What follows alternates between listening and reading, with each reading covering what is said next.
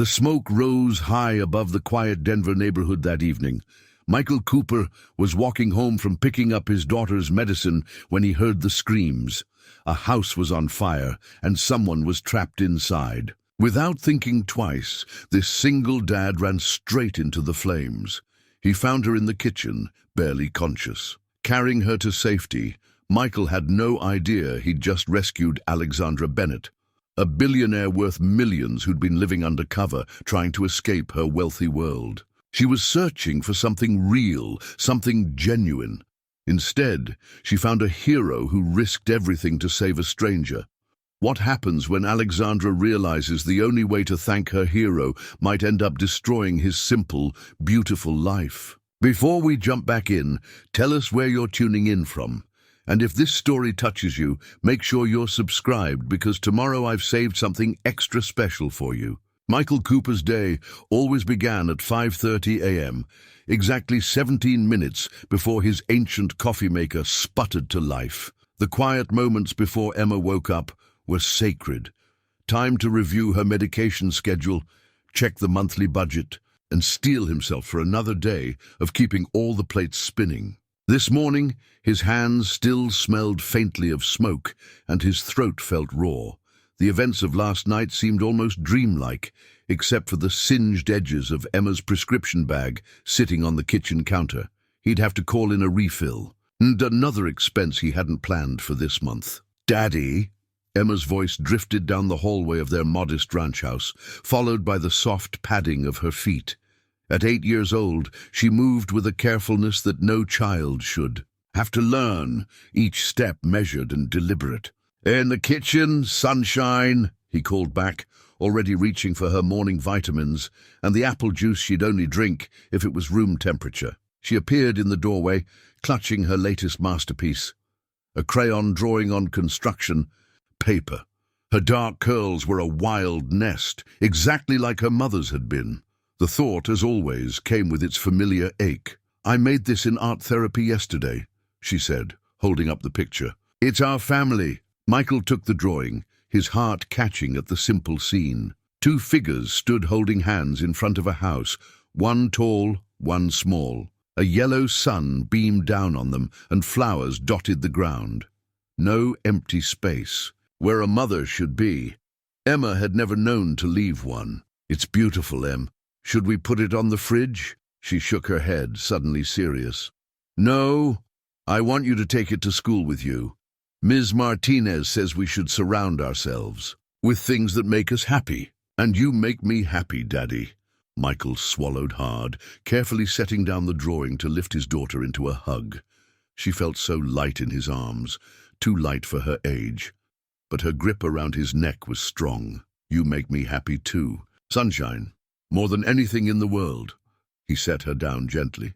"Now how about some breakfast? We've got time for pancakes." Emma's face lit up. "With blueberries? Is there any other way?" He reached for the mixing bowl, already calculating if they had enough milk to last through the week if he used some. Now, the mental math of parenthood never stopped, each decision a careful balance of joy versus necessity. As he mixed the batter, Emma sat at their small kitchen table, legs swinging, rattling off facts about the solar system. His little scientist, always curious, always learning despite everything her body threw at her. She hadn't let her condition dim her spark, and Michael was determined not to let it dim her future. "Did you know that Venus spins backwards compared to all the other planets?" she asked, watching him flip the first pancake. "I didn't know that," he lied, having heard this particular fact at least a dozen times before. "Tell me more," she launched into an elaborate explanation while he finished cooking, her enthusiasm infectious. These were the moments that made it all worthwhile. The double shifts he picked up at school tutoring, the careful budgeting, the endless insurance battles. For her, he'd move mountains or run into burning buildings. The memory of last night surfaced again. The woman he'd carried out, she'd been so still in his arms. He hadn't stayed long after the paramedics arrived. Emma's medication couldn't wait. But he'd seen her eyes flutter open just before he left, heard her whispered, "Thank you." "Daddy, you're burning the pancake." Michael startled back to the present, quickly rescuing the slightly charred breakfast. "Just adding some extra flavor," he joked, sliding it onto his own plate and giving Emma the perfect ones. They ate together in their comfortable routine, Michael checking her homework while she carefully cut her pancakes into precise triangles. The morning sun streamed through their small kitchen window, catching the dust motes in its beam. Another day beginning, another chance to get it right. "Ready for school?" he asked as she finished the last bite. Emma nodded, then hesitated. Do you think the lady from the fire is okay?" Michael smiled at his daughter's compassion, so much like her mother's. "I'm sure she is, sunshine. The paramedics were taking good care of her."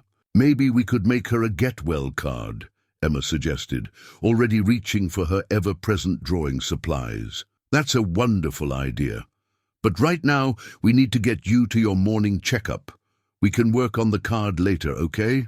Emma nodded bravely, though he saw the flicker of apprehension cross her face. 8 years old, and already too familiar with doctors' offices and waiting rooms. Michael picked up her drawing from the counter, carefully sliding it into his worn leather messenger bag, a reminder of what really mattered, what he was fighting for every single day. Just another morning in the Cooper household, where love made up for everything they didn't have, and hope was as much a part of their breakfast as blueberry pancakes. Alexandra Bennett sat in her modest rental home, staring at the newspaper clippings she kept hidden in the back of her desk drawer. Her own obituary, published 2 years ago, stared back at her. Tech, billionaire, Alexandra Bennett, presumed dead. In private plane crash. The photo showed her as she'd been then. Sleek business suit, perfectly styled hair, practiced smile that never quite reached her eyes. Now, running her fingers through her unstyled brown hair, dyed from its signature. Platinum blonde, she barely recognized that woman.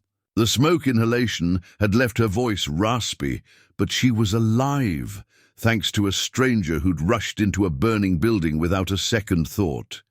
Her hand trembled slightly as she reached for her phone, opening the browser to search Michael Cooper, Denver teacher. A few clicks revealed his LinkedIn profile. High school physics teacher, 10 years experience, graduated summa cum laude from Colorado State. The kind of ordinary, accomplished life she'd been craving when she'd orchestrated her disappearance. The fire had started so stupidly, a faulty wire in her kitchen of all things. After spending millions on her elaborate vanishing act, she'd nearly been undone by defective wiring in a rental home.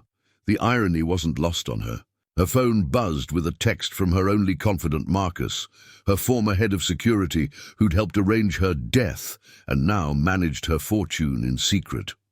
"Are you all right? Fire made local news. Cover compromised." She typed back quickly. "I'm fine. Saved by a local teacher. Cover intact." Marcus's response was immediate. "Need extraction?" Alexandra. Alice, she reminded herself. She was Alice Miller now, looked around her small living room. The second-hand furniture, the stack of library books, the half-finished mug of tea she'd actually brewed herself instead of having it, brought to her by household staff. For the first time in 2 years, she felt truly present in her own life. "No," she replied. "I'm staying." She could almost hear Marcus's disapproving sigh through the phone. He'd never fully understood why one of the world's wealthiest women would choose to live like this. How could she explain that every genuine smile from a neighbor, every casual conversation at the grocery store felt more valuable than any merger she'd ever overseen? The local news played quietly on her laptop, showing footage of the fire. There he was, Michael Cooper, being interviewed briefly before hurrying away from the cameras. "I just did what anyone would do," he said, looking uncomfortable with the attention.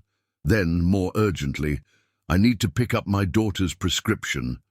His daughter. Alice. She forced herself to think of herself as Alice.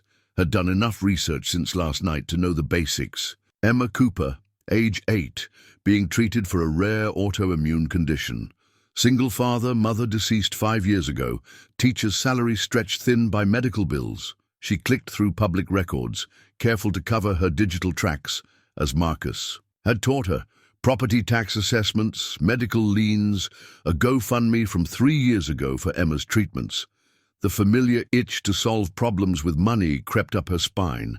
One phone call to Marcus and she could eliminate every financial worry this man and his daughter had ever had, but that wasn't why she'd walked away from her old life. Money hadn't solved her own problems. The emptiness, the constant performance, the knowledge that no one saw her, only her net worth. She'd had to die to finally start living. The smell of smoke still lingered in her hair as she stood, walking to her kitchen to make another cup of tea. Such a simple act, one she'd never done for herself in her previous life. Her hands had been saved from the fire, though her expensive manicure was ruined. Another small death of her former self. Through her window, she could see her neighbors, going about their morning routines. Karen from next door walking her dog. The Garcia kids waiting for their school bus. A normal life, the kind she'd dreamed of during all those board meetings and charity galas. And now, there was Michael Cooper, who had literally carried her out of danger without knowing or caring who she was. Who'd seen smoke and heard screams and simply acted.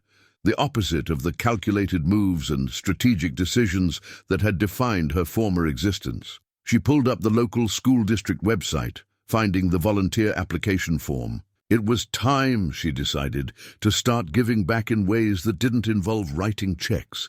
Besides, she had a legitimate reason to want to thank the man who'd saved her life. Alice smiled as she began filling out the form, ignoring the small voice that warned her she was playing with fire again, this time metaphorically. She'd spent 2 years building this new life, crafting this simpler version of herself. Meeting Michael Cooper properly, getting involved, it was a risk.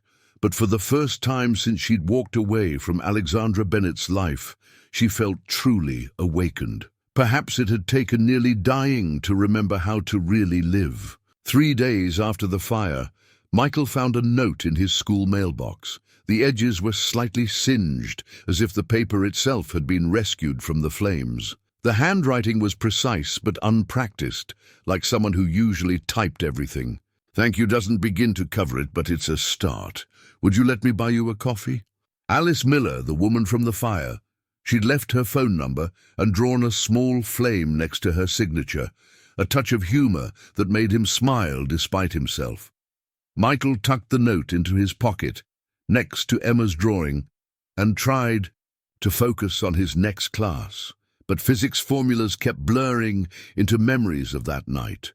The weight of her in his arms, the whispered thank you before the paramedics took over. He'd gone over it a dozen times with Emma during her late-night anxiety spells, reassuring her that yes, the lady was okay, and no, Daddy hadn't been too scared. "Mr. Cooper?" Jason Martinez's voice broke through his thoughts. "Is everything okay? You've written the same equation 3 times.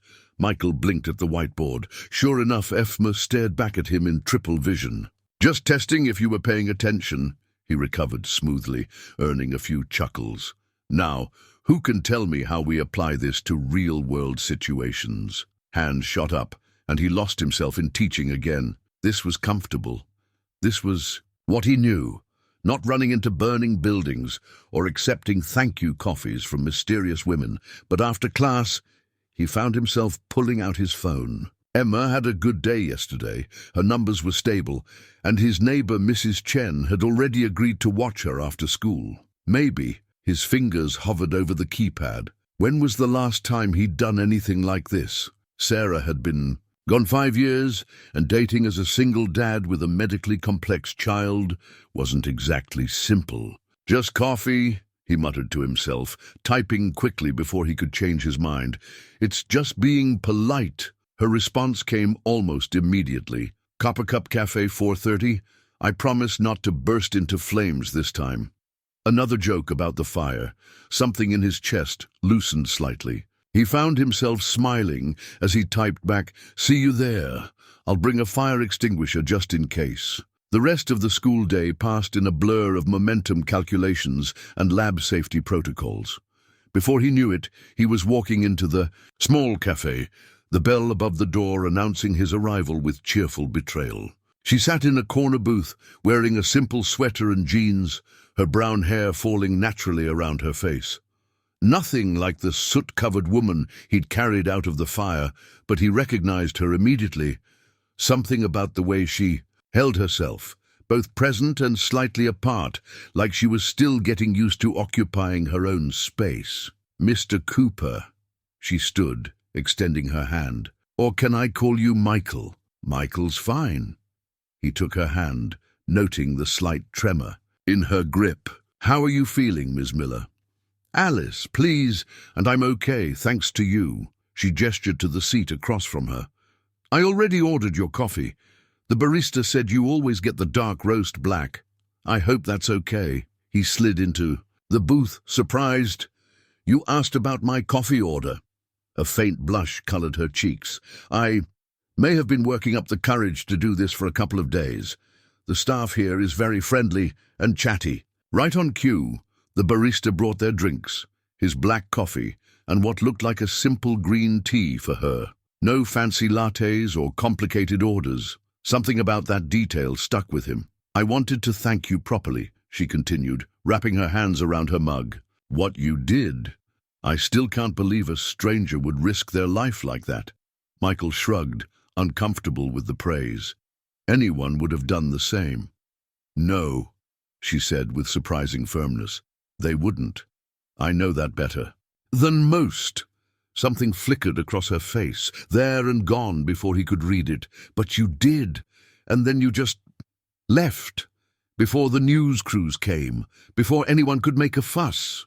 "I had to pick up my daughter's prescription," he explained, then wondered why he was sharing personal details with a stranger. But she didn't feel quite like a stranger anymore. "Emma, right?"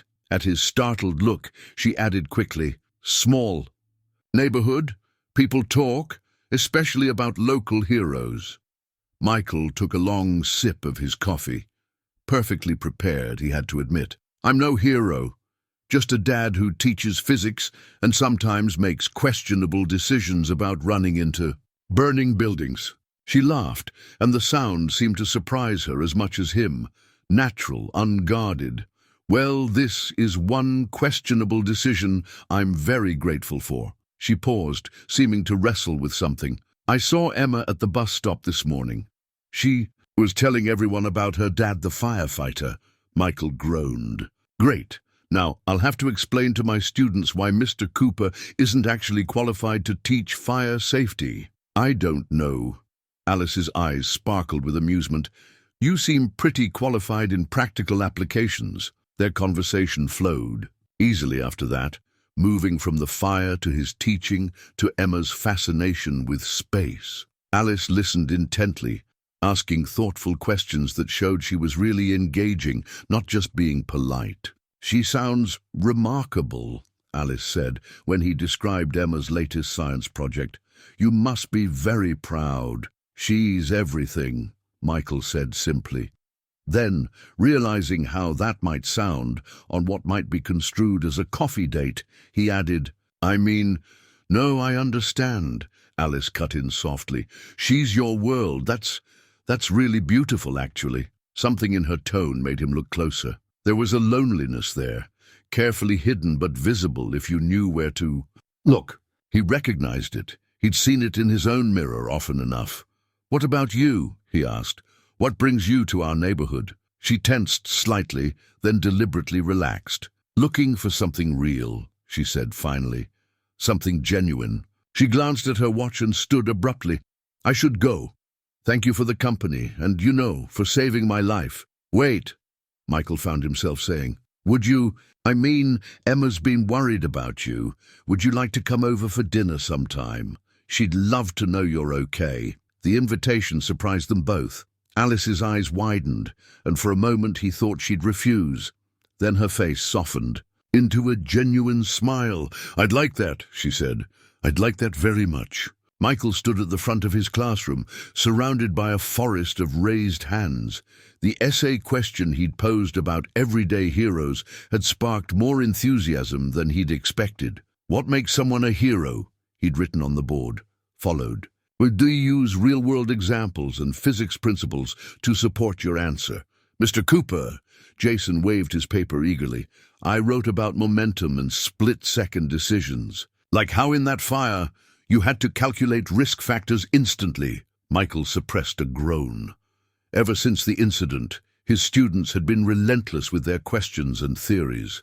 But before he could redirect the discussion, a knock at the classroom door caught everyone's attention. Alice stood in the doorway, wearing a volunteer badge and carrying a stack of science lab materials. Their eyes met, and something electric passed between them before Michael cleared his throat. Class, this is Miss Miller. She'll be helping with our lab preparations. He turned to the board, trying to ignore the knowing looks his students exchanged. Now back to forces and motion. But the universe, it seemed, had other plans. As Alice moved between the lab tables, setting up equipment, Emma's latest blood test results buzzed on his phone. The numbers weren't good. His voice faltered. Mid-equation, Alice looked up sharply as if she could sense the shift in his mood. For a moment, he was back in that burning house, choking on smoke, fighting against time. Only now the enemy wasn't fire. It was his daughter's own immune system. Mr. Cooper. Ashley, his best student, called out softly. Are you okay? He forced a smile. Just fine. Let's talk about the relationship between force and acceleration. After class, Alice lingered, organizing beakers with careful precision. Bad news? She asked quietly. Michael checked his phone again, hoping the numbers had somehow changed. Emma's inflammation markers are up. We need to adjust her treatment plan. Is there anything I can do? The genuine concern in her voice made his chest tight. Just distract me? Tell me why you really volunteered here. It can't be the exciting world of high school physics.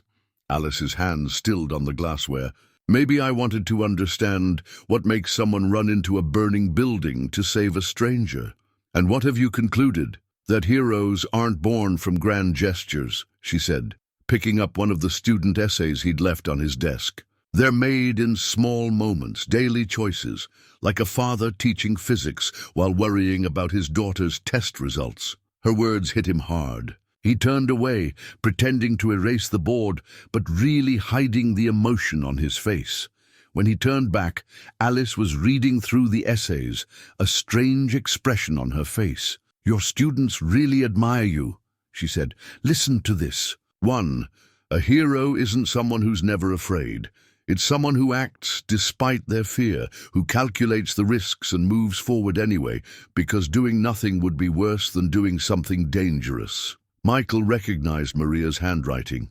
The quiet girl who'd lost her mother to cancer last year, who sometimes stayed after class to talk about anything but physics. They're good kids, he said. They see more than we think they do. Yes, Alice agreed softly. They do. She hesitated, then added, Emma's appointment. When is it? Tomorrow afternoon. I'll need to find a substitute for my last 2 classes. I could cover, she offered quickly, then seemed to catch herself.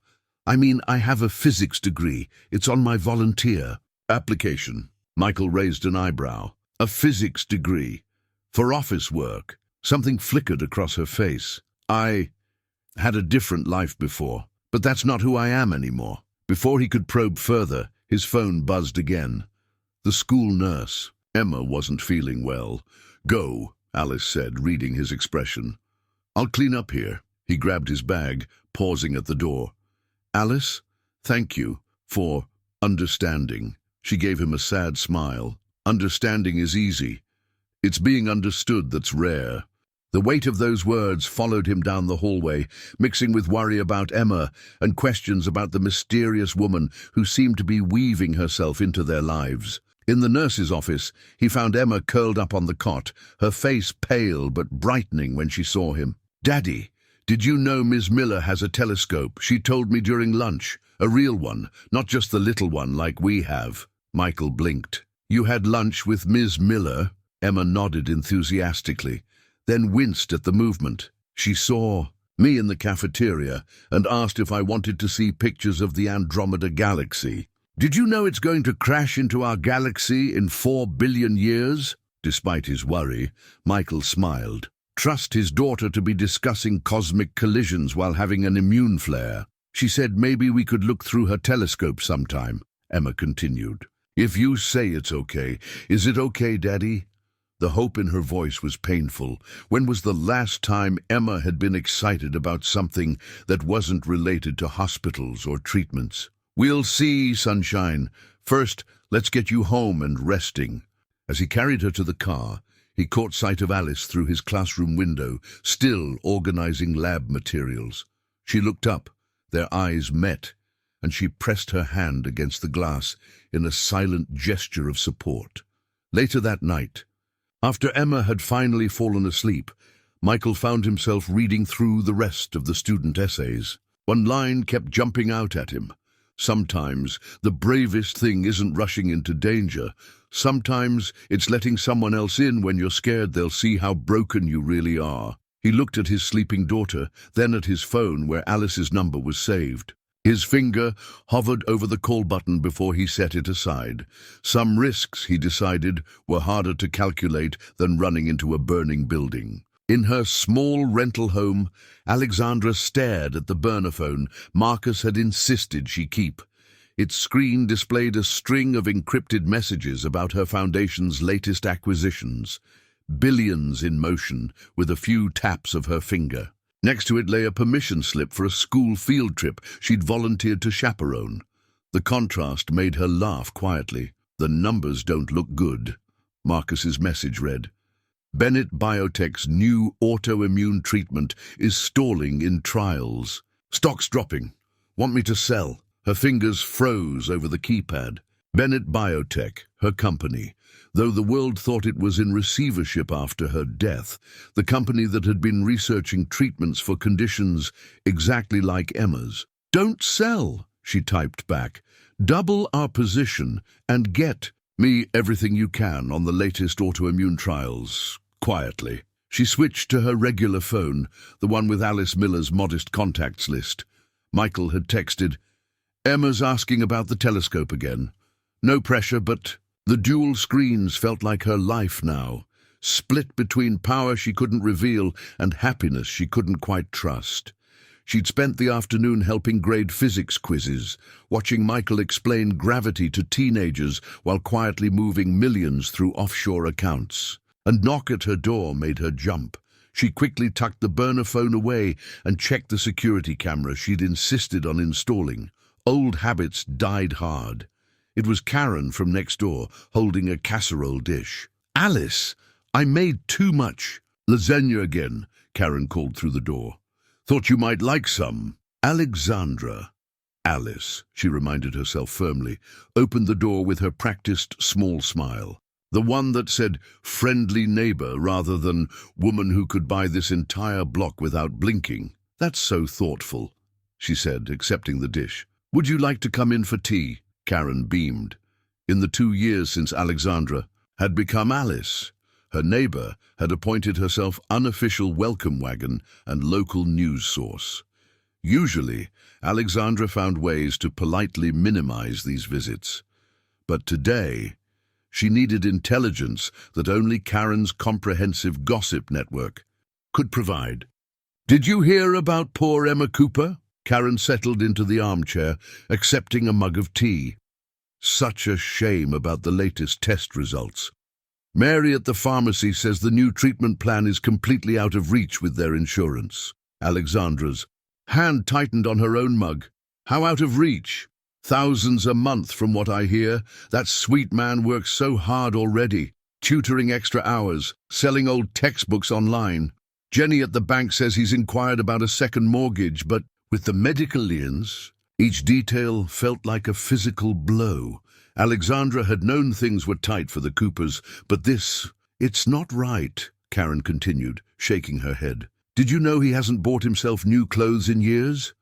Everything goes to Emma's care. And that child, bless her heart, trying to sell her drawings to help with bills. The burner phone felt heavy in Alexandra's pocket.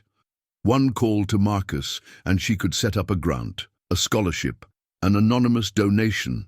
She had billions at her disposal and couldn't use any of it without risking everything. The school's thinking of doing a fundraiser, Karen added, though Michael's too proud to accept charity. Mary says he returned the last batch of donated grocery gift cards. After Karen left, Alexandra paced her living room. The lasagna sat untouched on her counter. She'd give it to the Garcia family later, knowing Karen would be pleased her cooking helped a single mother of 3. Her burner phone buzzed again. Marcus had sent the research files on the new treatment, their protocols.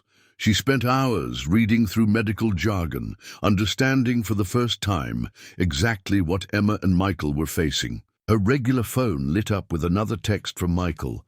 "Emma's feeling better. She drew you a picture of the Andromeda Galaxy." The image loaded, a swirl of colors, surprisingly accurate for an 8-year-old. In the corner, Emma had written, "Thank you for being Daddy's friend. He smiles more now." Alexandra sat heavily on her couch, both phones clutched in her hands. The woman who could move markets with a text message fought back tears over a child's drawing. Another message from Marcus. "Interesting development. Small research firm claims breakthrough in juvenile autoimmune treatments. Looking to be acquired. Want me to investigate?" She stared at the message for a long time. Finally she typed, "Buy them, whatever it takes. And Marcus, I need you to set up a new charitable foundation, completely separate from everything else. Independence Medical Research Trust. Make it untraceable." His response was immediate. "This is about the fire, isn't it? About them?" "No," she lied. "It's about doing the right thing." She looked out her window at the Cooper house down the street. Michael's car was in the driveway, its worn paint visible even in the evening light. Through an upstairs window, she could see shadows moving. Probably Michael reading Emma her bedtime story. Her burner phone buzzed one final time. "Marcus, you're playing a dangerous game." "I know," she typed back, "but for the first time in my life, I'm playing for the right reasons." She picked up Emma's drawing again, running her fingers over the careful lines. The real Andromeda Galaxy was on a collision course with the Milky Way. In billions of years, 2 separate systems would crash together, either destroying everything or creating something entirely new. Alexandra wondered which, where her own collision course would end. The hospital bills arrived on a Tuesday. Their red, urgent stamps like accusations. Michael spread them across his kitchen table after Emma had gone to bed, the numbers blurring together in the dim light. Even with insurance, the new treatment plan would cost more than his annual salary. His phone lit up with a text from Alice. "Couldn't sleep. Saw your light on. Need company?" He hesitated, looking at the mess of bills and collection notices. Pride warred with loneliness. "Rough night," he typed back. "But you don't need to." A soft knock interrupted his message. Alice stood on his porch, holding 2 cups of tea. "I thought you might need this," she said, handing him a steaming mug. Her eyes caught the papers spread across his table, but she didn't comment. "Emma had another episode at school today," he found himself saying. "Her body's rejecting the current treatment, the new protocol." He gestured helplessly at the bills. Alice picked up one of the letters, her face unreadable. "How much time do you have to decide? The doctor says we need to start within 2 weeks for the best results. After that..." He couldn't finish the sentence. "What about a second mortgage or..." "Already tried. Medical liens make me too high risk." Michael ran a hand through his hair. "I'm considering selling the house. We could get an apartment somewhere closer to the hospital, maybe." "No." Alice's voice was sharp, surprising them both. She softened it immediately. "Emma needs stability, her home, her room, her neighborhood. There has to be another way." "I've tried everything," Michael's voice cracked. "Every grant, every program. I even looked into experimental trials, but the waiting lists..." Alice's hand twitched toward her pocket, where Michael noticed she always kept her phone. She seemed to be fighting some internal battle. "What about crowdfunding?" she suggested finally. The community would help. You must know that. I can't. Ask people who are struggling themselves to help save a child's life. Alice stood abruptly, pacing his small kitchen. To support someone who's given so much to their kids, their school, their community. Someone who runs into burning buildings to save strangers. That was different. Why? Because it was physical danger instead of financial. Because it was someone else's life instead of yours and Emma's. Her intensity startled him. This wasn't the quiet, composed Alice he'd come to know. There was something almost desperate in her eyes. There are people who want to help, she continued more softly. People with the means to make a difference. Would it really be so terrible to let them? Before he could respond, a small voice called from upstairs. "Daddy?" They both turned to see Emma at the top of the stairs, pale and swaying slightly. Michael reached her just as her legs gave out. "I don't feel good," she whispered. And then her eyes rolled back. What followed was a blur of motion and fear. Alice calling 911 while Michael cradled his daughter, the ambulance lights painting his quiet street in harsh reds and blues. The paramedics asking questions he struggled to answer through his panic. "BP's dropping," one EMT called out. "We need to move now." "I'll drive." Alice appeared at his side, car keys in hand. "You ride with her. I'll meet you there." In the emergency room, Michael paced while doctors huddled around his daughter's bed. Alice sat quietly in a corner, making occasional phone calls she wouldn't let him hear. Hours passed in a haze of medical terms and growing fear. Finally, Emma's doctor pulled him aside. "The inflammation is attacking her kidneys now." Without the new treatment protocol, she didn't need to finish the sentence. Michael could read the prognosis in her eyes. He returned to the waiting room to find Alice arguing intensely but quietly into her phone. "I don't care what it takes. Make it happen, now." She hung up quickly when she saw him. "The doctor says—" His voice failed. Alice stood and wrapped her arms around him, letting him break down against her shoulder. "It's going to be okay," she whispered. "I promise. Whatever it takes, Emma's going to be okay." Something in her voice made him pull back to look at her. There was a certainty there that didn't match their desperate situation. But before he could question it, another doctor appeared with admission papers and insurance forms. The amount due before treatment could begin made his vision blur. He gripped the clipboard so hard his knuckles went white. "Mr. Cooper," a hospital administrator approached. "Could you come with me for a moment? There's something we need to discuss about Emma's case." He followed numbly, expecting more bad news. Instead, the administrator pulled up a computer screen, showing Emma's file. "It seems your daughter has been accepted into a new research program," she said. "The Independence Medical Research Trust. They've approved full funding for her treatment, retroactive to admission." Michael stared at the screen. "That's not possible. I didn't apply for any. The selection was automatic based on her case. Profile, it's a new initiative focusing on juvenile autoimmune conditions. Quite fortunate timing, actually." He returned to the waiting room in a daze. Alice was gone, but a note in her neat handwriting lay on his chair. "Had to take care of something urgent. Emma's going to be fine now.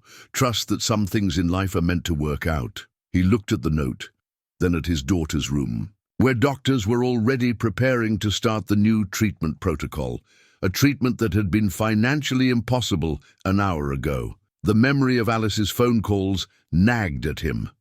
Her certainty, the timing of everything.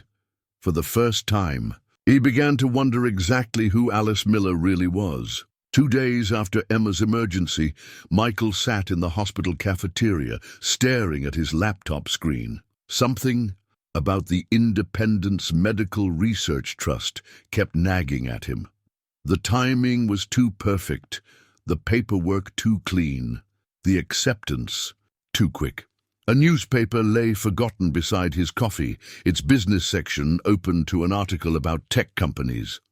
His eyes kept drifting to a photograph he'd skimmed earlier. A blonde woman in an elegant suit, standing in front of the Bennett Biotech logo. Something about her face. His phone buzzed. Alice. How's Emma today? He looked at the message for a long moment, then opened a new browser tab, searched.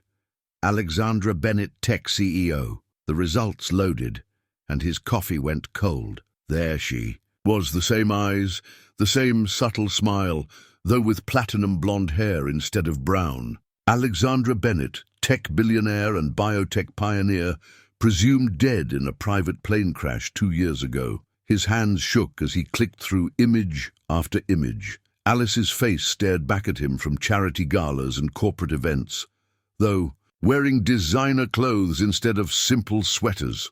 The woman he'd pulled from the fire, who'd graded physics papers and talked about telescopes with his daughter, was one of the wealthiest people in the world, or had been, before her supposed death. Another article caught his eye. Bennett Biotech announces breakthrough in autoimmune research. The date, yesterday. The pieces fell into place with sickening clarity. The mysterious research trust, the immediate acceptance, the certainty in her voice when she'd promised everything would be okay. His phone buzzed again. Alice. No. Alexandra. Emma's new treatment is looking promising. The doctors just updated her, because she owned the company developing the treatment, because she could probably buy the entire hospital with her pocket change. The newspaper rustled as his hand clenched. Every interaction replayed. In his mind, with new context. Her volunteer work at school, her careful deflections about her past. The way she never talked about her job, but seemed to know everything about medical research and corporate finance. He'd invited her into their lives, trusted her, started to feel things he hadn't felt since Sarah died. And it had all been, what? An experiment in playing normal? A billionaire's idea of slumming it? His phone lit up with another message. I brought Emma some books about space. The nurses said visiting hours start at 2. Maybe we could... Michael stood abruptly, his chair scraping against the linoleum. A few cafeteria workers looked up, then quickly away from whatever they saw in his face. The elevator ride to Emma's floor felt endless. He could see Alexandra, through the window of Emma's room, reading something that made his daughter laugh despite the tubes and monitors surrounding her. He paused in the doorway, watching them. Emma's color was better today. The new treatment was working. His daughter was getting better because a billionaire had decided to play guardian angel. Daddy! Emma's face lit up. Alice brought me a book about black holes. Did you know that if you fell into one, time would... Emma, he cut her off gently. Could you give Ms. Miller and me a minute to talk in private? Something in his tone made Alexandra's head snap up. She saw his face and went very still. I'll finish telling you about the black holes later, sweetheart, she said softly, squeezing Emma's hand before following Michael into the hallway. They found an empty consultation room.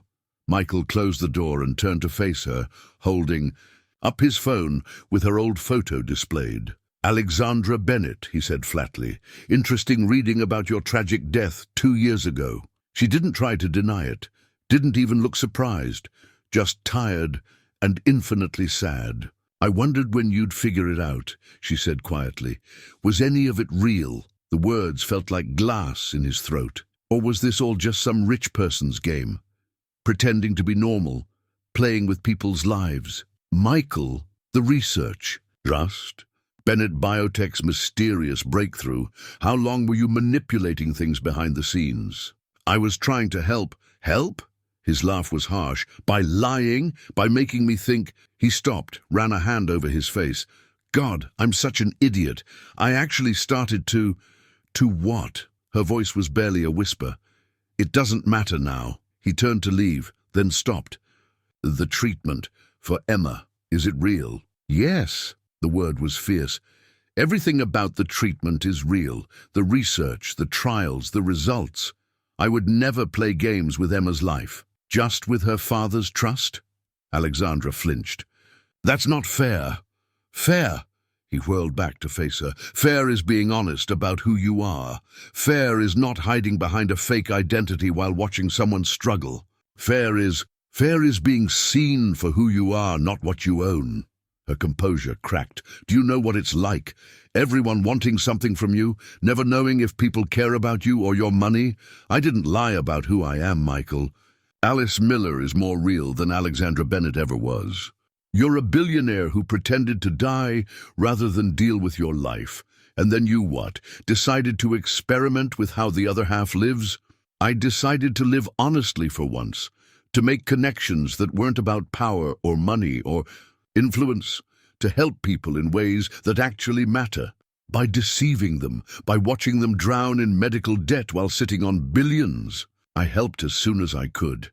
Do you think it was easy watching you struggle, knowing I could fix everything with one phone call, but that it would destroy the trust we were building, the real relationship we were? There was nothing real about this relationship," Michael cut her off. "Real relationships are built on truth." The words hung between them like smoke from another kind of fire. Alexandra took a step toward him, then stopped herself. "Everything I felt was real," she said quietly. "Everything I feel for you and Emma. That's the truest thing in my life." Michael looked at her, really looked at her, past the designer, what she probably forgot to stop wearing, past the careful posture that spoke of years of corporate training. She was crying, he realized. Alexandra Bennett, tech billionaire, was standing in a hospital consultation room, crying over a physics teacher and his sick daughter. "I have to go," he said finally. "Emma's waiting.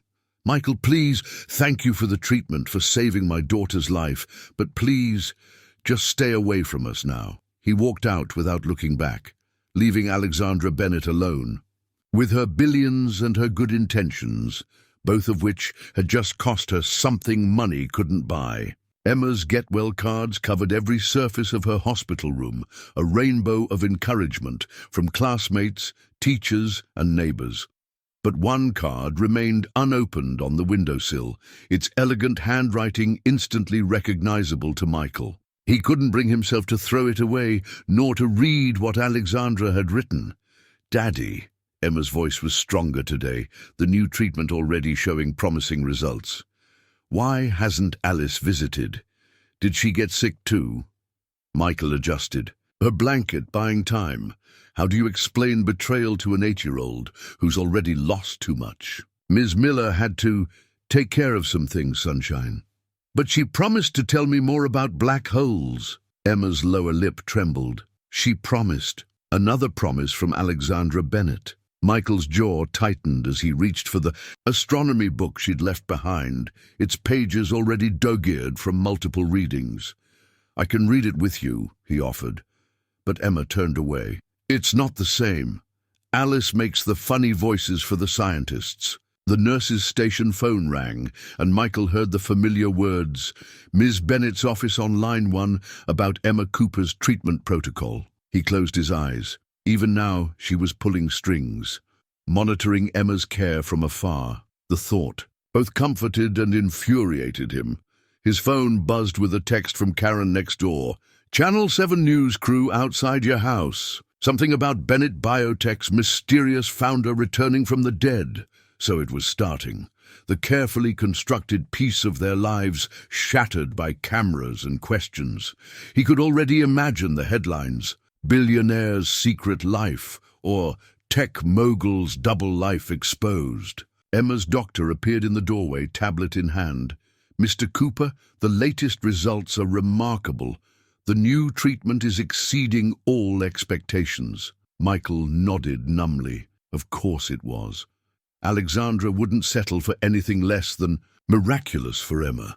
The same determination he'd admired in Alice now felt like another manipulation by Alexandra.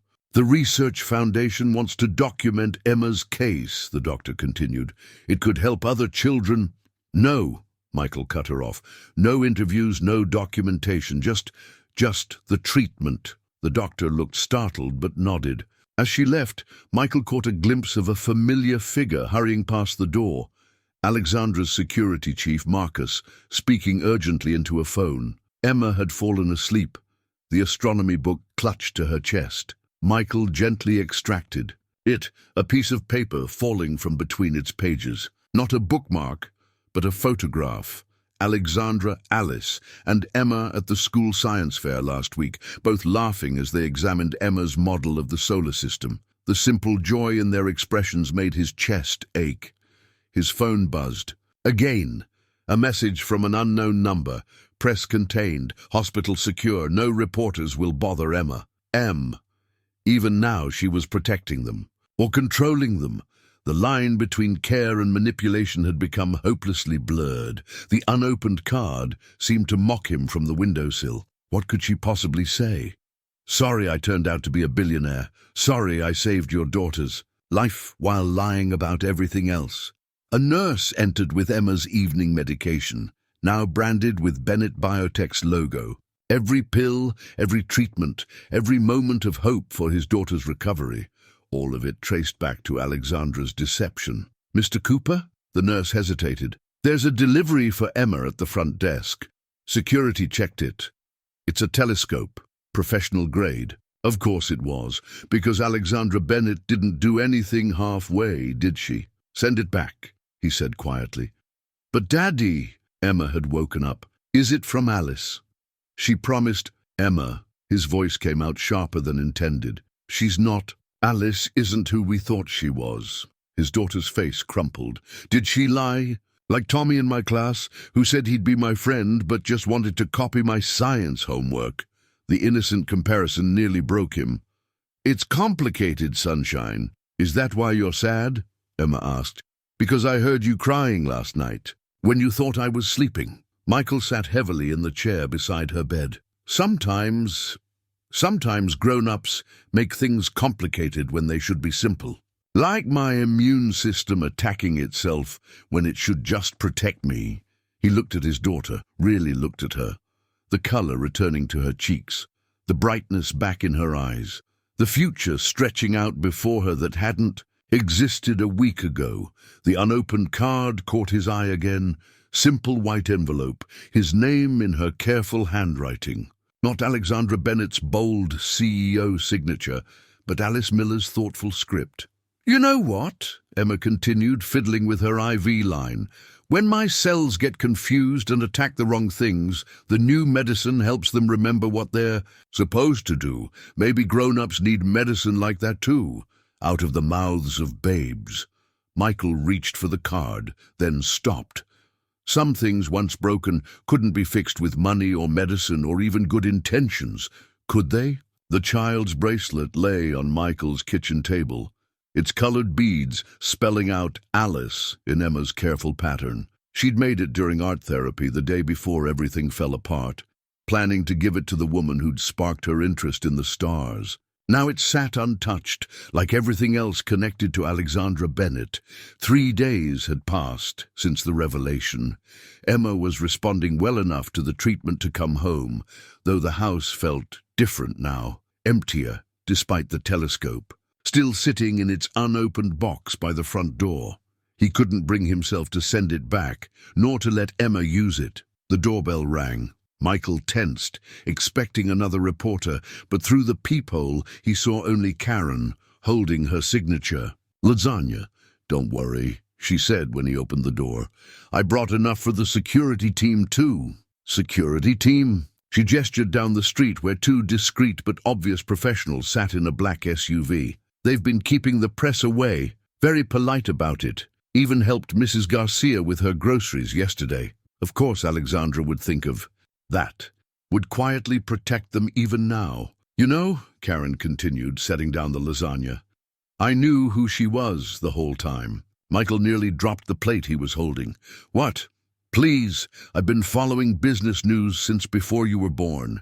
Did you think I wouldn't recognize Alexandra Bennett just because she dyed her hair? Why didn't you say anything? Karen's face softened. Because for the first time since I've lived here, that woman looked happy. Really happy. Not CEO photo op happy. She paused. And so did you. She lied to us. Did she?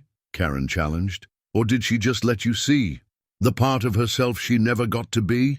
Before Michael could respond, Emma's voice called from upstairs. Daddy, can you help me with something? He found her sitting on her bed, surrounded by newspaper clippings. His heart stopped when he saw what they were. articles about Alexandra Bennett, printed from the school library computer. "Did you know she started her company in her garage?" Emma asked, eyes wide. "Like a real scientist. And look, she has a foundation that helps kids like me. She's been doing it for years, even before—" "Emma," he started, not sure what to say. "And she donated all these telescopes to schools and started coding programs for girls and—" Emma's voice cracked. "Why didn't she tell us? Was she scared? We wouldn't like her anymore if we knew she was rich." The question hit Michael like a physical blow.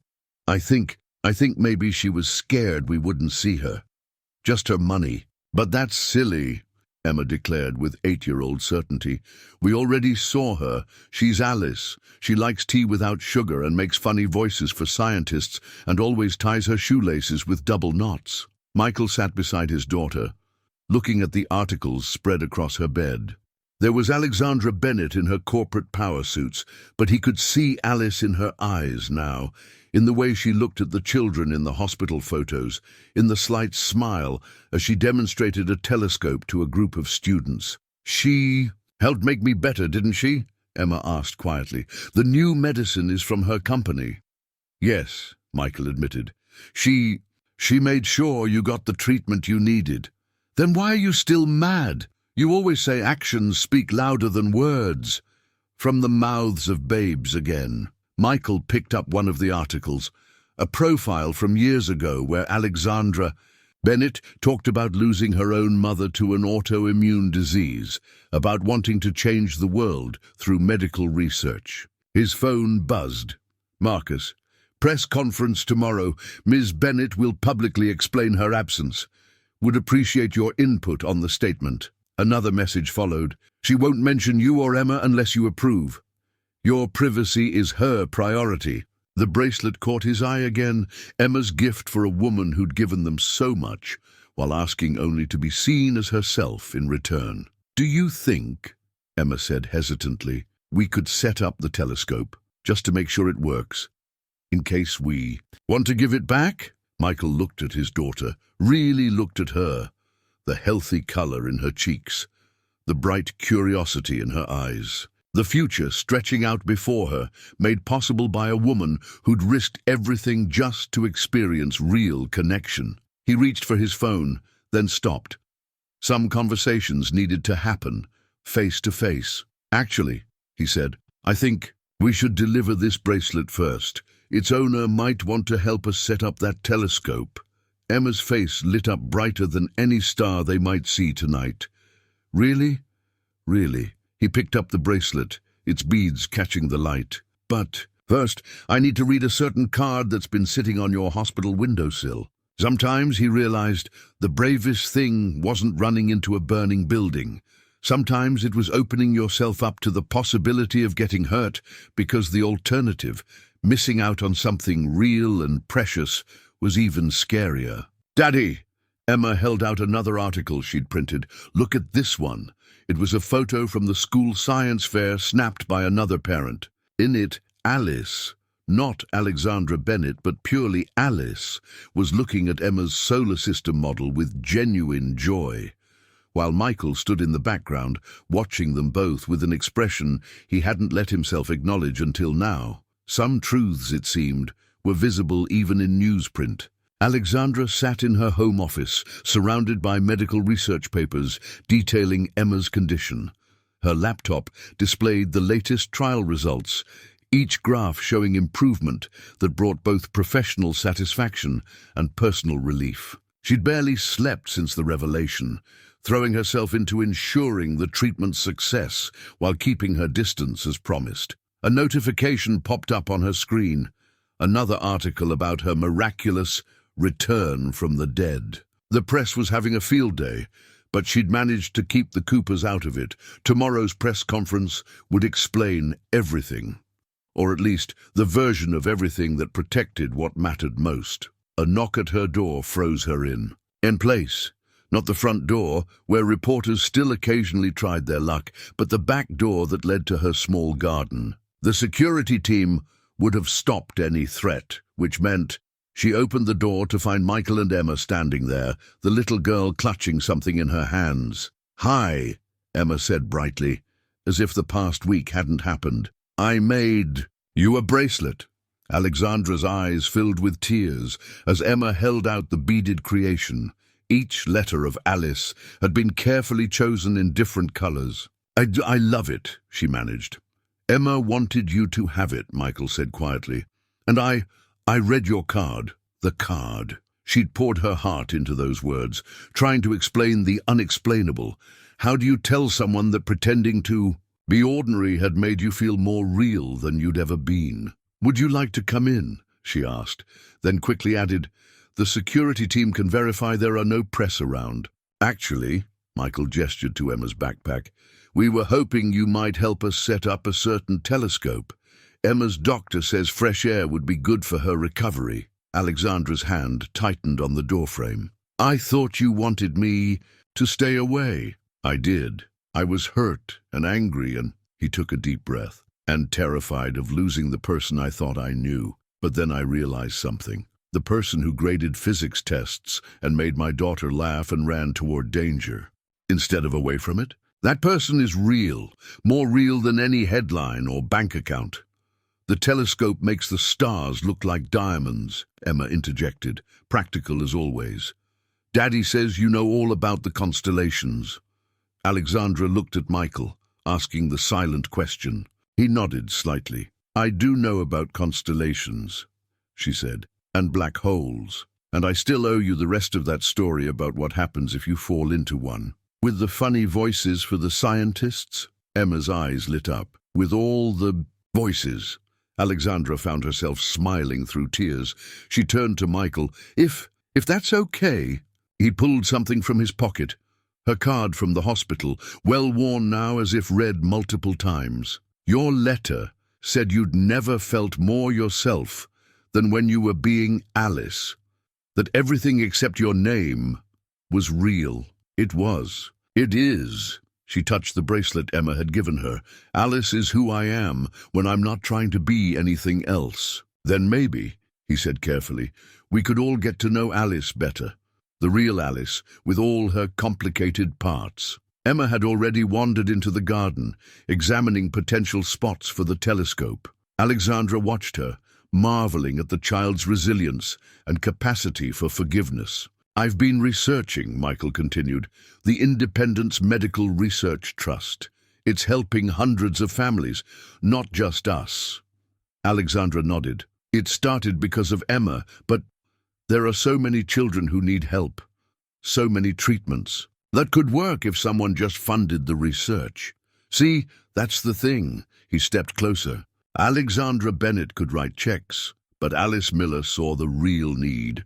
She volunteered, she connected, she understood.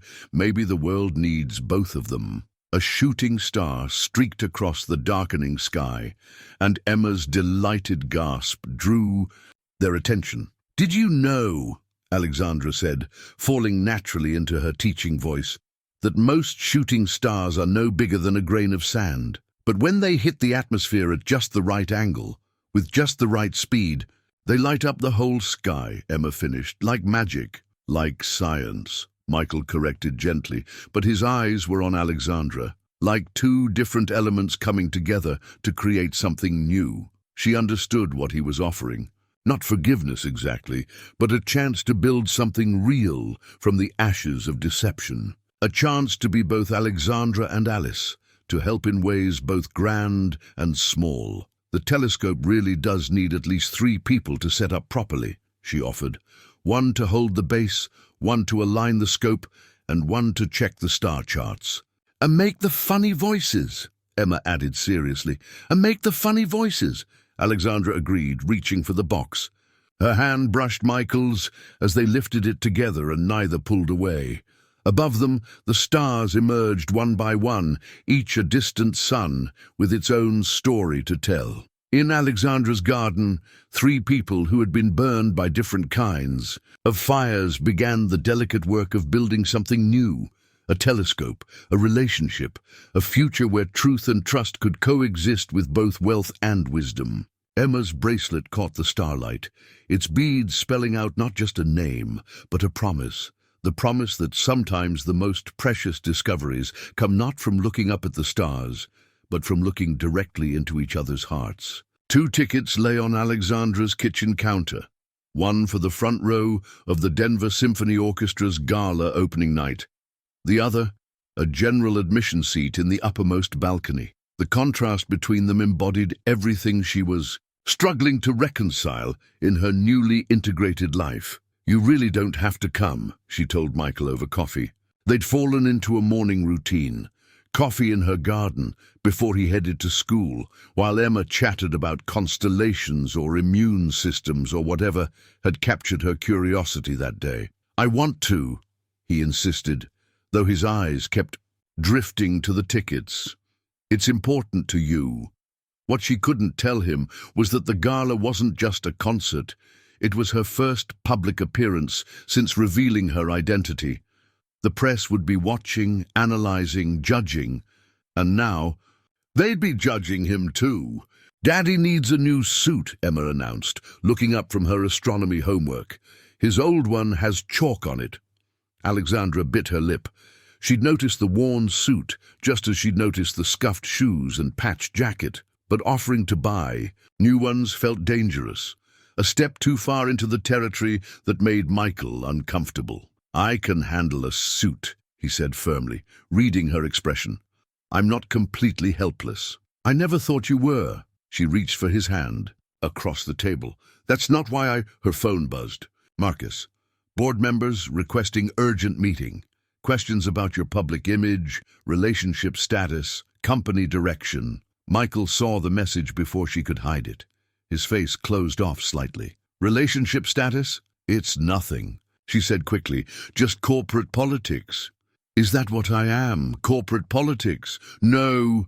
The force of her response startled them both. You're the realest thing in my life." Emma looked between them, sensing tension. "Can I wear my space dress to the concert?" The innocent question broke the moment. Alexandra smiled. "Of course you can, Starshine, and maybe we could find your dad a tie to match." "With planets on it?" Emma's eyes lit up. "A regular tie is fine," Michael cut in. "Really?" But Alexandra had seen the way his eyes softened at Emma's excitement. This was the delicate balance they were trying to strike, between his pride and her resources, between their different worlds. Later that evening, as they set up the telescope for their nightly stargazing session, the issue resurfaced. "The board of directors," Michael said carefully, adjusting the lens. "They're not happy about you dating a teacher, are they?" Alexandra's hands stilled on the star chart. "They're not happy about anything that doesn't fit their narrative, but they don't control my life anymore. Don't they? Your company, your foundation, all the good you're doing with medical research. And doesn't it depend on their support? Let me worry about that. How can I not worry?" He straightened to face her. "Every time we go out, someone takes pictures. Every restaurant, every park visit. Yesterday's headline, Billionaire's new beau, simple teacher or social climber. Since when do you read those tabloids?" "Since my students started bringing them to class." His voice was tight. "They ask if I'm going to quit teaching now, if we're moving to a mansion, if Emma's going to a private school in Switzerland." Alexandra felt the familiar weight of her wealth like a wall between them. "What do you tell them?" "The truth. That I love my job, our home, our life. That money doesn't change who we are." He paused. "But sometimes I wonder, does it have to change who you are?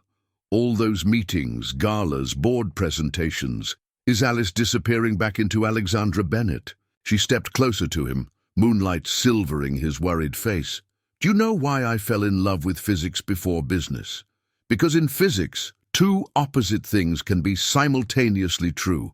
A particle can be a wave.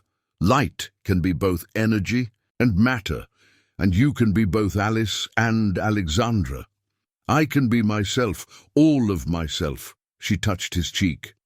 "Just like you can be both a dedicated teacher and the kind of man who belongs at any gala in the world." Emma's voice drifted down from her bedroom window. "Are you guys going to look at stars or just talk all night?" They both laughed, tension broken. Michael called back, 5 minutes, sunshine." Alexandra picked up the concert tickets. "What? If What if we didn't use either of these? What if we found something new, something that belongs to all of us? He raised an eyebrow. What did you have in mind? The planetarium is premiering a new show about black holes. Front row seats are just as good as the back, because you're lying down looking up, she smiled. And Emma can definitely wear her space dress. Michael's face softened. Now that sounds like both Alice and Alexandra talking. Is that okay? He pulled her close, his voice rough with emotion. It's perfect, because both of them are you, and you're who I... He stopped, not quite ready to say the words. Look, Emma called down, a satellite! They turned their faces to the sky, watching the small point of light move across the stars. Human technology against the backdrop of eternal cosmos. Two worlds, existing together in perfect harmony, just like them. The simple meal laid out on Alexandra's kitchen counter told its own story. Store-bought pasta, sauce from a jar, garlic bread that Emma had helped butter. Not the kind of dinner Alexandra Bennett would have served at a corporate function, but exactly what Alice Miller would make for a family night. You really didn't have to cook, Michael said, watching her struggle with the pasta strainer. Bold of you to call this cooking, she laughed, nearly dropping the pot. But I wanted to try. The internet said this was foolproof. The internet lied. He moved behind her, steadying her hands on the strainer. Here, like this. Emma sat at the counter, drawing planets in her science notebook and pretending not to notice the way her father and Alexandra moved together in the kitchen. Did you know that pasta was invented in China, not Italy? We learned that in social studies. Speaking of social studies, Alexandra said carefully, how would you feel about missing a few days of school next week? Michael looked up from the sauce he was rescuing. Oh? Bennett Biotech is opening a new research facility in Colorado Springs. They're dedicating the pediatric wing to studying autoimmune conditions. She stirred the pasta nervously. I thought, maybe you both might. Want to come see what your treatment helped create? The silence that followed felt heavy with meaning. This would be their first public appearance together, not just as a couple, but as a family. Will there be microscopes? Emma asked, breaking the tension. The most advanced ones in the country, Alexandra smiled, and a special room just for young researchers like you. Michael added the garlic bread to a plate, buying time to think. The press will be there. Yes, Alexandra faced him directly. But not because I'm Alexandra Bennett, billionaire. Because I'm Alexandra Bennett, who nearly died in a house fire and came back determined to make a difference. Because I met a physics teacher and his brilliant daughter who showed me what really matters. Is that the official story? It's the true story. She touched his arm. Just simplified for public consumption. Emma closed her notebook decisively. I want to go. I want to see where they make the medicine that fixed my cells. Michael looked at his daughter, really looked at her. Healthy, happy, excited about science in a way that went beyond just stars now.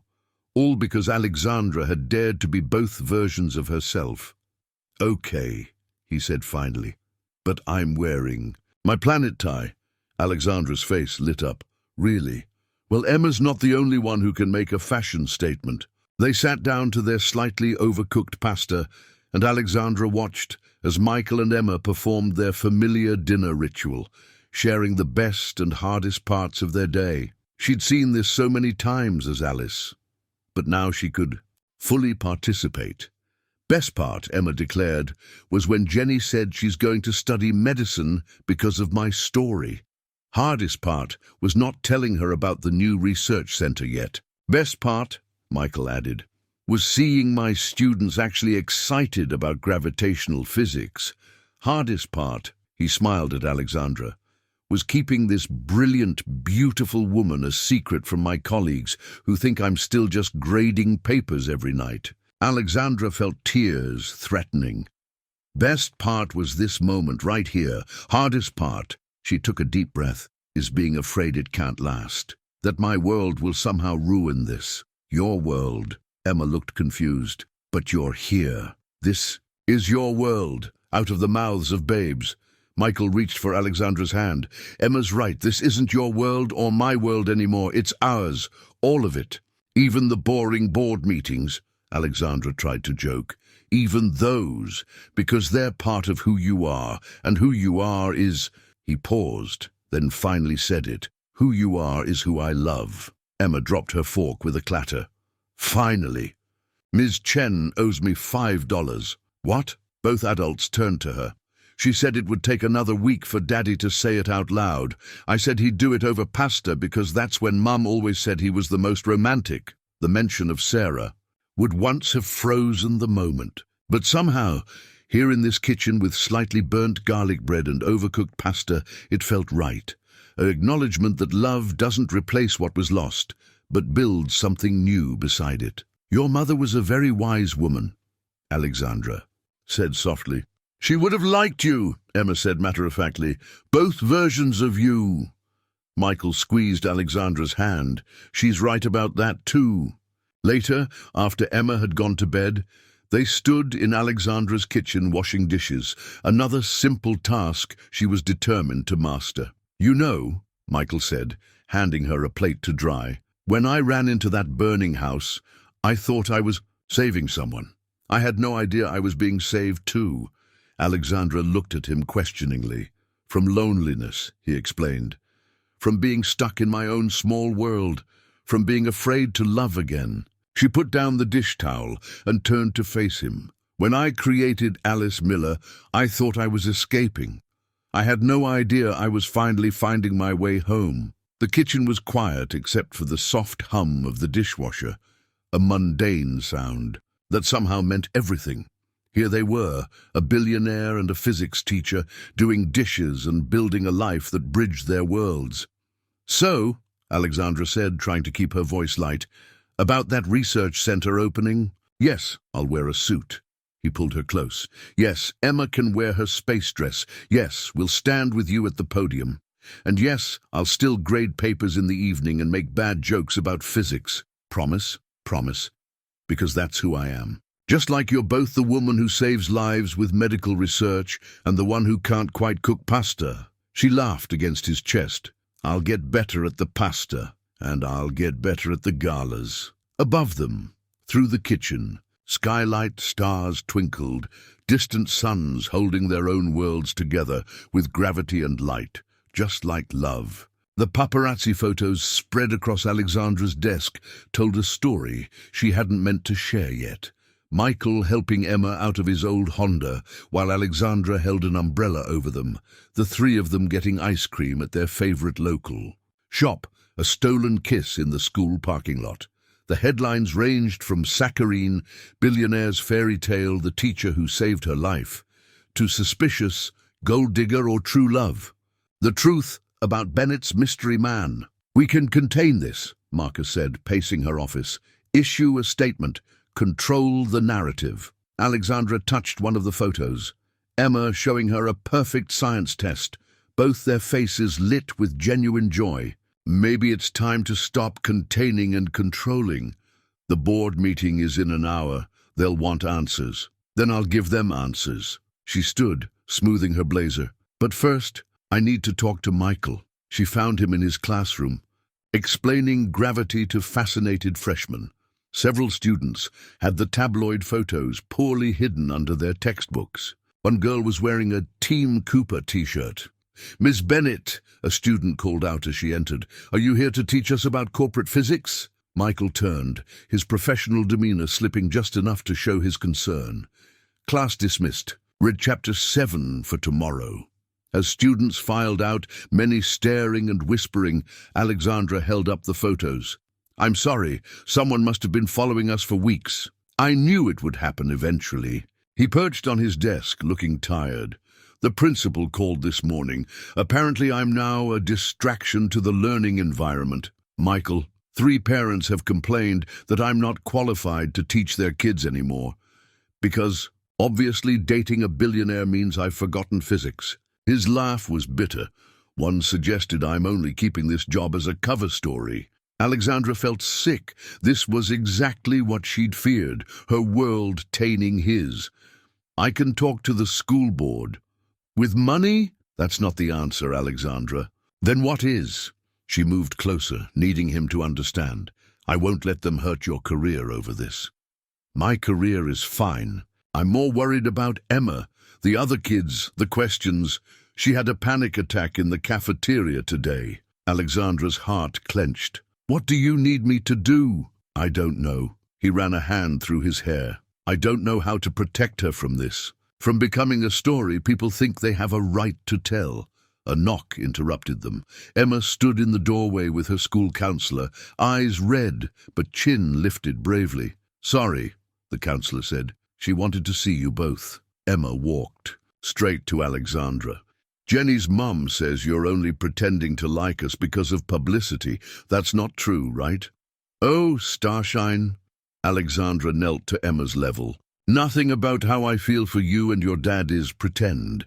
Remember what we learned about stars, how they look bright and simple from far away, but when you really study them, they're complex and beautiful and real. Emma nodded slowly. That's like us.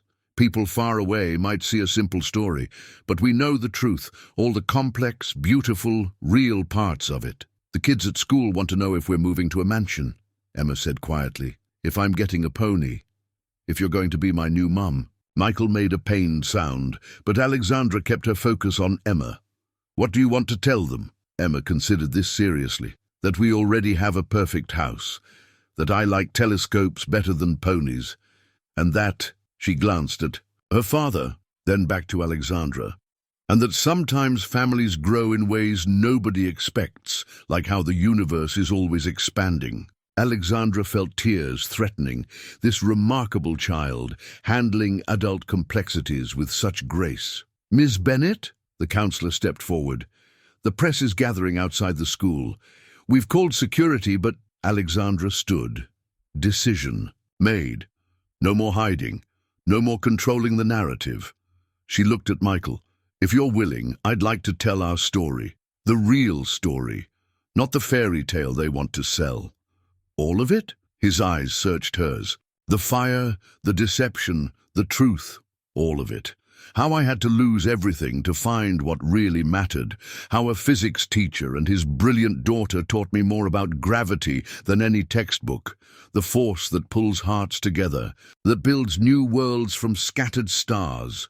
Emma tugged at both their hands. Can I help tell it? I have graphs showing my immune system numbers. Very scientific. Michael laughed despite himself. Of course you do. So? Alexandra asked softly. Are we doing this together? Michael looked at his daughter, then at the woman he loved, both versions of her. Together, but I have one condition. Anything. We tell it here. Not at some press conference or corporate event. Here, where I teach about forces and motion. Where Emma learned to love science. Where you volunteered just to be close to us. Perfect. Alexandra squeezed his hand. Because that's where our story really started. Not with the fire, but with physics and telescopes and overcooked pasta and love that defies every law except gravity. Emma pulled out her science notebook. I'll get my graphs. Through the classroom windows, they could see reporters gathering. But for the first time, Alexandra felt no need to hide or control or manage. Let them see. Let them all see what happens when two different worlds collide and create something new, something real, something as infinite as the stars themselves. Michael's resignation letter sat unsigned on his desk, the official school letterhead stark against the scattered student papers and astronomy diagrams. He'd written it 3 times now, each version trying to explain an impossible choice. How? To balance his love of teaching with protecting his daughter's privacy and supporting the woman he loved. Mr. Cooper. His department head stood in the doorway. The Board of Trustees is requesting your presence. He nodded, already knowing what was coming. Since their public revelation last week, the school had been overwhelmed with media attention. Camera crews disrupted classes, reporters posed as substitute teachers, and parents either wanted their children exclusively in or out of his class. In the empty classroom, Emma's latest astronomy project still hung on the wall, a detailed chart showing the life cycle of stars, with a personal note, Sometimes the biggest changes make the brightest light. The board meeting was exactly what he expected. Concerned faces, carefully worded suggestions about taking some time off, and thinly veiled implications about his changing social status. "We value your contributions," the chairman said, "but perhaps this is an opportunity to explore other options." Michael placed his resignation letter on the table. "I wrote this last night, but before I sign it, I'd like you to hear something." He pulled out his phone, playing a voicemail from a former student. "Mr. Cooper, I just got accepted to MIT's physics program. Remember when you said that understanding gravity meant understanding that the smallest forces can hold the biggest things together? That's how I explained quantum entanglement in my application essay. You taught me that science isn't just about formulas. It's about seeing the wonder in how things work. Please don't let them make you quit." More messages followed. Students describing how his classes had changed their lives, parents thanking him for inspiring their children, colleagues defending his dedication to teaching. "I love this job," he said simply, "not for the salary or the status, but because every day I get to show young minds how magnificent the universe is. How the same forces that hold planets in orbit also hold atoms together. How understanding. These principles helps us understand ourselves." The chairman shifted uncomfortably. "No one questions your teaching ability, but the publicity is an opportunity," a new voice said from the doorway. Alexandra stood there, not in her usual corporate attire, but dressed as Alice Miller, volunteer physics assistant. "If you'll let me explain." She laid out a proposal, a new science wing funded by Bennett Biotech, featuring state-of-the-art labs and a research partnership program. Not a donation to buy influence, but an investment in education that would benefit thousands of students. "Michael wouldn't run it," she added quickly, seeing their eager expressions. "He belongs in the classroom, doing what he does best. This isn't about money or influence, it's about taking something challenging, like unexpected love or unwanted publicity, and transforming it into something beneficial for everyone." The board members exchanged glances. Finally, the chairman spoke. "The publicity would be excellent. The education would be better," Michael corrected firmly. "Think of how many students could benefit from advanced research opportunities, real-world applications of the principles we teach." Emma's project caught Alexandra's eye. She walked over to it, touching the careful illustrations. "My company's latest breakthrough came from understanding how stars forge elements in their cores. The same process that lights up the galaxy also helps us understand autoimmune conditions. Everything connects. Science, healing, learning, love. Why shouldn't our personal story help light the way for others?" The chairman picked up Michael's resignation letter, still unsigned. "Perhaps we've been looking at this situation too narrowly." Later, in the empty classroom, Michael found Alexandra studying Emma's star chart. "You didn't have to do that," he said softly. "Yes, I did." She turned to face him. "Because you didn't have to run into that fire, but you did. You didn't have to open your heart to a woman who lied about her identity, but you did. You don't have to keep teaching when you could live comfortably without working, but you do, because it's who you are." He pulled her close. "And you didn't have to choose a complicated life with a physics teacher and his daughter when you could have returned to your billionaire bubble." "Yes, I did," she repeated, "because this is who I am, both the woman who can fund research laboratories and the one who gets excited about student science projects. Just like you're both the hero who runs into fires and the teacher who makes physics magical for teenagers." The unsigned resignation letter lay forgotten as they stood together, surrounded by the simple tools of teaching, worn textbooks, star charts, and the everyday magic of learning. Through the window, they could see Emma getting off her bus, head high, despite the lingering photographers. "She's so strong," Alexandra murmured. "Like her mother," Michael said softly. Then, watching Emma wave away a reporter with a polite but firm grace, he added, like both her mothers. Alexandra's breath caught. "Michael, Sarah will always be her mom," he said, "but you're becoming something just as important, something uniquely yours, like a new kind of star being born." Emma burst into the classroom, brandishing a paper. "I got an A on my presentation about immune systems. And I only made 3 people cry when I talked about how love is like a really good medicine." They laughed, pulling her into their embrace. Outside, cameras might be flashing, capturing the moment for tomorrow's papers. But in here, in this classroom where physics met fate, 3 people held onto each other with the same force that kept the galaxies spinning: gravity, grace, and love beyond measure. The blueprints spread across their kitchen table showed more than just architectural plans.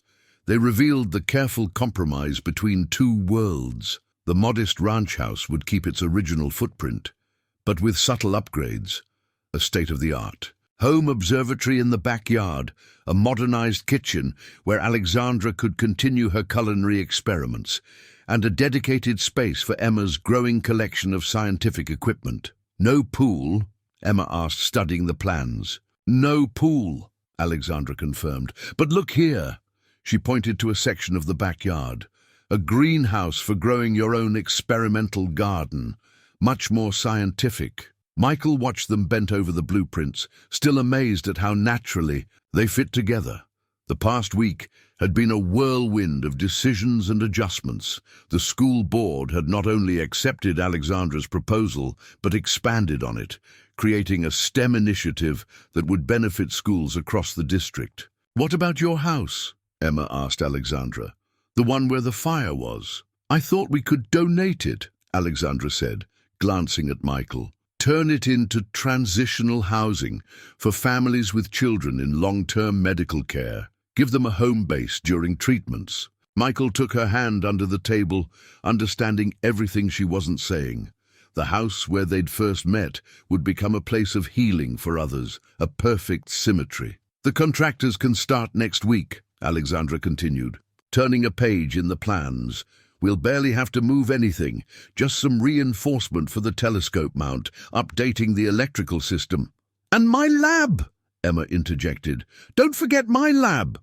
The lab was actually a converted sunroom, designed to house Emma's growing interest in both astronomy and immunology. Alexandra had worked with her medical research team to create child-sized but fully functional equipment, turning Emma's curiosity into genuine scientific exploration. "The press will be disappointed," Michael noted dryly. "They were expecting us to build a mansion." "Let them be disappointed," Alexandra smiled.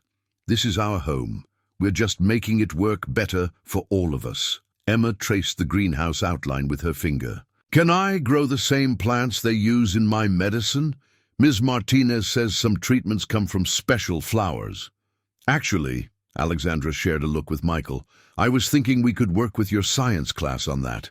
Turn it into a real research project. Show other kids how nature and science work together." The doorbell rang, probably Karen, who'd appointed herself unofficial coordinator of the neighborhood's response to the media attention. She'd organized a rotation of people bringing meals, running interference with reporters, and generally creating a protective bubble around their family.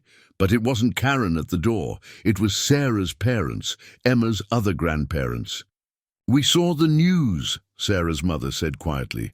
We needed to see for ourselves." Michael felt Alexandra start to step back, giving them space, but he held her hand firmly. "Come in.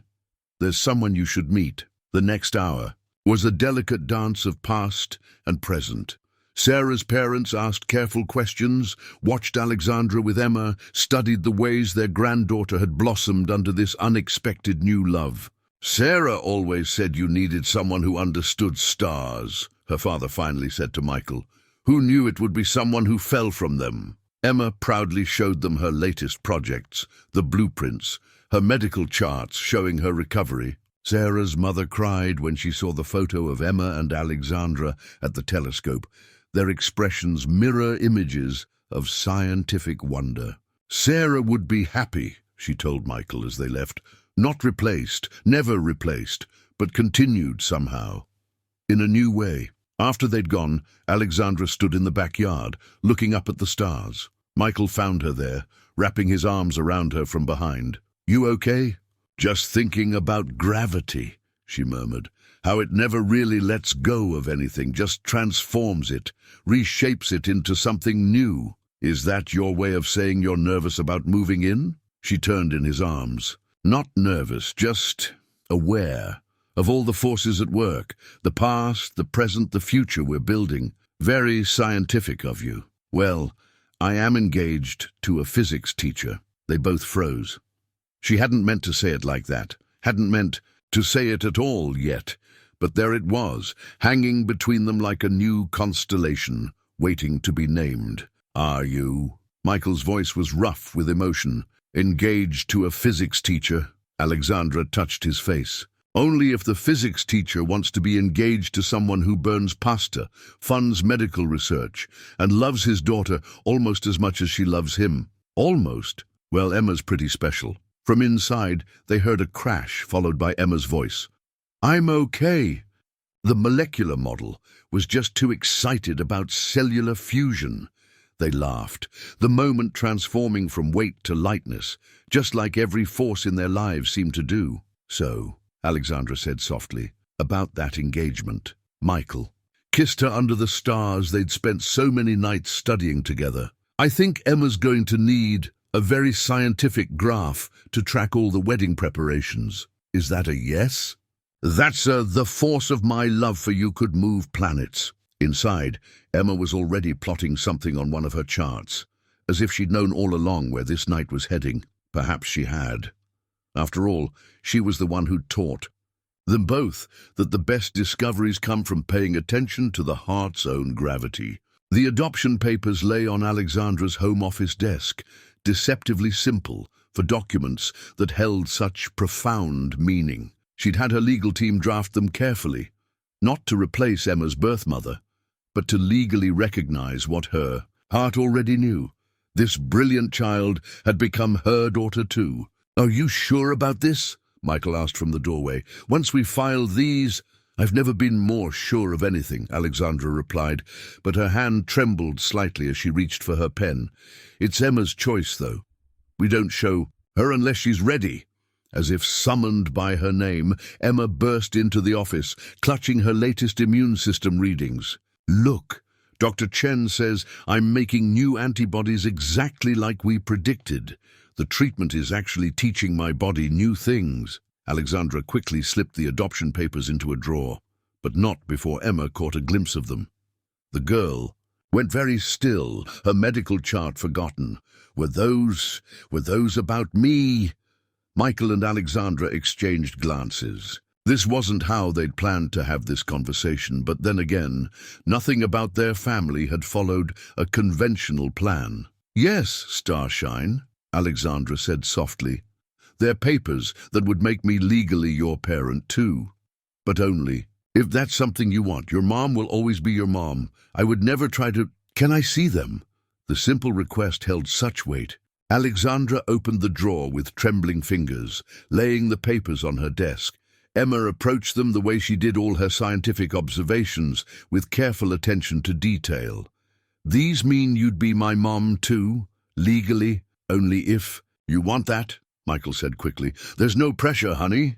Emma traced the letters of her name on the document. "When Mom died, I asked you if my heart would ever feel full again. Remember?" Michael's voice was rough. "I remember. You said love isn't like a cup that gets empty. It's like the universe, always expanding, making room for more." She looked up at Alexandra. "Is that what these papers mean, that our universe is expanding?" Alexandra knelt beside Emma's chair. "That's exactly what they mean. Your mom will always be the bright star at the center of your galaxy.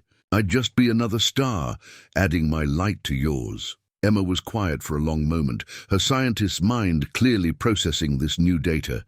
Then she reached for Alexandra's fancy fountain pen. "Where do I sign?" "Emma," Michael started, "you don't have to decide right now. This is a big—" "Dad," Emma interrupted with the patience of someone explaining basic math to a kindergartner. I decided ages ago, back when Alexandra helped me understand why my cells get confused sometimes. She didn't just explain the medicine. She showed me how to not be scared of my own body. That's what moms do, right? Help you not be scared. Alexandra couldn't speak past the lump in her throat. She watched as Emma carefully signed her name on the indicated line, her handwriting a mix of childish curves and scientific precision. There, Emma said decisively. Now we just need a good hypothesis for the wedding. I'm thinking something about the gravitational forces of 3 celestial bodies finding equilibrium. Michael laughed, the sound suspiciously watery. Of course you are. And we should definitely incorporate the golden ratio into the seating chart, and maybe demonstrate electron bonding with the unity ceremony. How about we start with filing these papers? Alexandra suggested, her own voice none too steady. Emma grabbed her medical charts again, suddenly remembering her original excitement.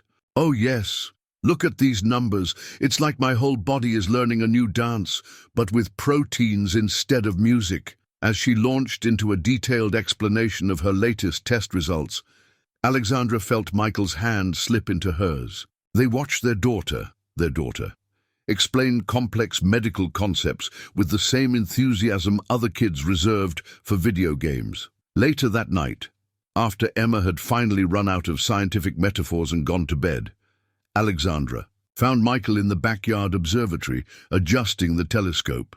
Second thoughts, she asked softly. About the adoption? No. He stepped back from the telescope. I was just thinking about that night. The fire, the smoke, running in without. Thinking? I thought I was saving you, but really, we were saving each other, she finished. And now we're building something new. Something that doesn't deny the past, but grows from it. Like stellar formation. Emma's rubbing off on you, she laughed. On all of us. He pulled her close. Thank you for loving her, for understanding that she needs both her mothers, the one watching from the stars and the one teaching her about them. Above them, the night sky wheeled in its eternal dance, each star a point of light in the darkness. Somewhere up there, Alexandra thought, Sarah was watching her daughter bloom, watching love expand like the universe itself, infinite, beautiful, and ever-growing. The adoption papers would be filed tomorrow, making official what their hearts had known for months. But the real miracle had already happened. 3 souls finding each other in the vast cosmos, creating their own constellation of love, science, and family. Just like Emma's beloved stars, they had forged something new from the elements of their past, proving that the most powerful force in the universe isn't gravity after all. It's love. 1 year later, a family photo sat framed on the mantel of their renovated home, Michael, Alexandra, and Emma standing in front of the rebuilt house where their story began. The image captured exactly what Alexandra had once thought impossible: genuine joy, unposed and perfect. Mom, Dad, the new immunology results are in. Emma's voice carried from her greenhouse laboratory, where she'd been conducting her award-winning science fair project on plant-based medicine. Alexandra still felt a warm glow every time Emma called her Mom. It wasn't a replacement of Sarah's memory, but an expansion of love, just as Emma had predicted. She found Michael already heading toward the greenhouse, his teacher's curiosity, as strong as their daughter's scientific enthusiasm. The greenhouse had become Emma's domain, a perfect fusion of their worlds. State-of-the-art equipment nestled among flourishing medicinal plants, while her original hand-drawn star charts shared wall space with professional medical diagrams. Look, Emma pointed to her laptop screen. The compounds we isolated from the herbs are showing exactly the pattern we hypothesized. Michael peered at the data, just like your immune system last year, learning new dances. Better. Emma could barely contain her excitement. The university research team wants to include my findings in their next paper, a real scientific publication. Alexandra watched her family huddle over the computer, their heads bent together in identical poses of concentration. Through the greenhouse glass, she could see the observatory dome gleaming in the setting sun. Another dream realized, another bridge between their worlds. The media frenzy had long since died down, replaced by occasional human interest stories about their educational initiatives and medical research programs. The physics teacher who ran into a fire had become known instead for revolutionizing STEM education in underfunded schools. The billionaire who faked her death was now celebrated for transforming pediatric medical research. But their real story wasn't in the headlines. It was here, in moments like this, Emma explaining complex biochemistry while wearing her favorite space-themed lab coat, Michael interjecting with physics principles that somehow perfectly applied to cellular biology, Alexandra contributing insights from her pharmaceutical research, while burning yet another attempt at dinner in their upgraded kitchen. "We should celebrate," Michael suggested. "Maybe that new restaurant?" "Or," Emma interrupted with a sly smile, "we could have pasta night." Alexandra groaned. "I've gotten better." "Of course you have, honey." Michael kissed her cheek. "But maybe tonight we just order in and look at the stars instead."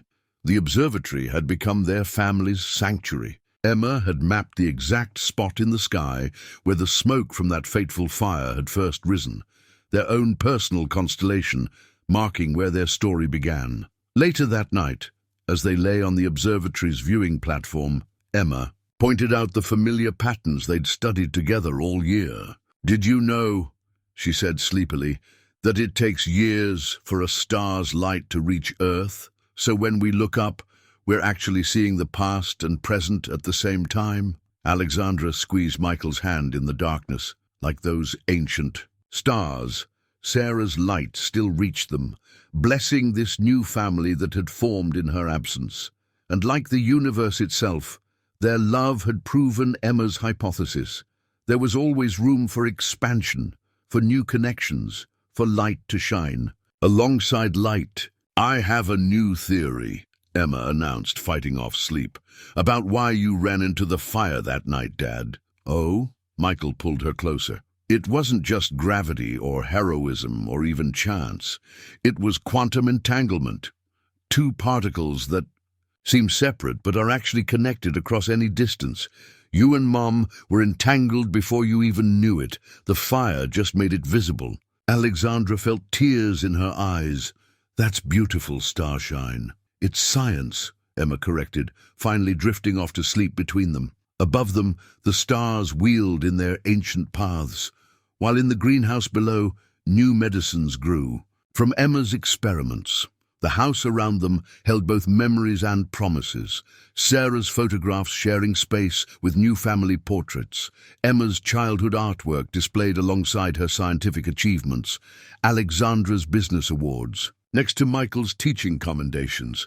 "Quantum entanglement," Michael mused softly, careful not to wake Emma. "Leave it to our daughter to find the perfect scientific principle for love." "Our daughter," Alexandra echoed, the words still feeling like a miracle. They lay there together, this family forged in fire and built on stardust, while the universe expanded endlessly above them. In the end, Emma had been right about all of it. About love being like the cosmos, always growing. About families being like cellular structures, able to adapt and strengthen. About the heart's capacity to hold both past and present in perfect harmony. And most of all, about the simple truth that had brought them together. Sometimes the greatest discoveries come not from peering through telescopes or microscopes, but from looking into each other's hearts and finding whole new worlds waiting to be explored.